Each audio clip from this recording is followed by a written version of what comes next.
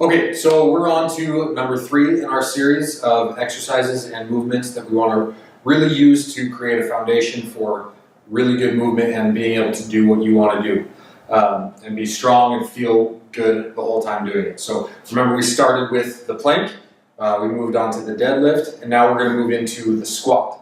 So we're going to use the same kettlebell like we did with the deadlift just to practice our squat, to use to help us open things up a little bit. The squat's a great exercise. A lot of people are a little bit fearful of it, but when you do it properly and when you, again, prioritize our core control and our trunk stability, you're going to be okay. We need to make sure that that's emphasized. If I haven't emphasized it enough yet, I'm going to continue to do so. This is very important. This is the foundation for everything. Every exercise we do is basically a core exercise. We're making sure that this is strong and that we're able to create a really good foundation for all of our other movements. So to do the squat, it's a hip hinge as well as a knee hinge. So it adds a little bit more motion than the deadlift did, but they're definitely different exercises. They should look very different from each other.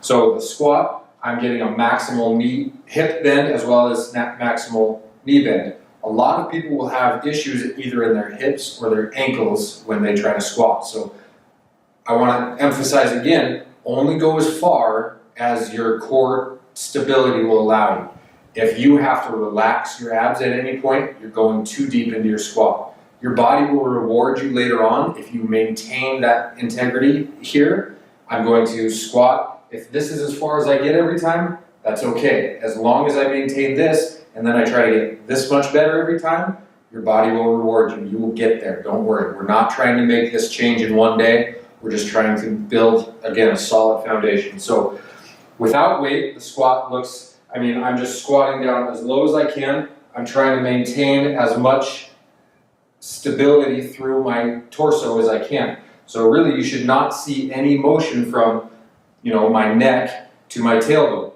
As I squat down, I go to there because if I went further, I would have to collapse and come back up. So that would mean my back is doing some of the work. I don't want that to happen. I just want it to be a stable structure. My hips do all of the work. So without weight, sometimes it's hard to kind of get the gauge of it because of balance and everything. Using a kettlebell helps to counterbalance me a little bit. If I have some range of motion issues in my ankle or my hips, I can use the weight to help me sit down, and it helps me open things up. So we call these goblet squats. I'm just going to sit with the kettlebell right in front of my chest. I'm going to try to keep my elbows below it, and I start with my plank. I squeeze my glutes, my quads, my abs, and I'm in a good position here. And then I just kind of pull myself down, and that's about as far as I've got right now, and I'm going to come back up. A squat should look like you're squatting in between your legs. I'll show you another one from the front, but I'm not an accordion. I don't fold over the top of myself. I spread my legs out and I squat in between my legs. So what I'm talking about is my knees aren't going to track straight the whole time. My toes aren't going to be straight forward. I'm going to, this is the example of an accordion. This is not, we can squat this way, but that's not using our full range of motion. We want to use our full range of motion and access pieces that our hips don't get exposed to in our daily lives. So feet position, I'm going to be about shoulder width apart, toes pointed slightly outward.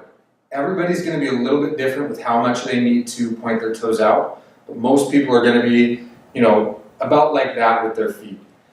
Shoulder width apart or just beyond shoulder width apart.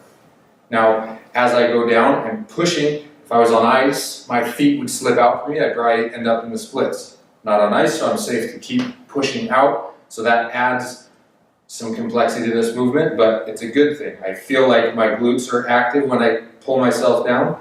I'm pushing my legs out, and I'm squatting in between my legs. See how wide my hips are getting, my legs, and I'm just able to sit down in between. Okay? When we add the weight, I'm going to drop straight down. My elbows are going to be inside my knees, and I'm going to be able to be here. This is a great stretch. If it's a light enough weight for you, I can just kind of hang out, stretch out here, stand back up, do that a few times. I think that's all the points that we wanted to cover with the squat. So try it out. Again, if you don't get very low, that's okay. Your body will reward you by maintaining integrity with your core. Okay, keep that first and foremost. The depth will come later on with practice.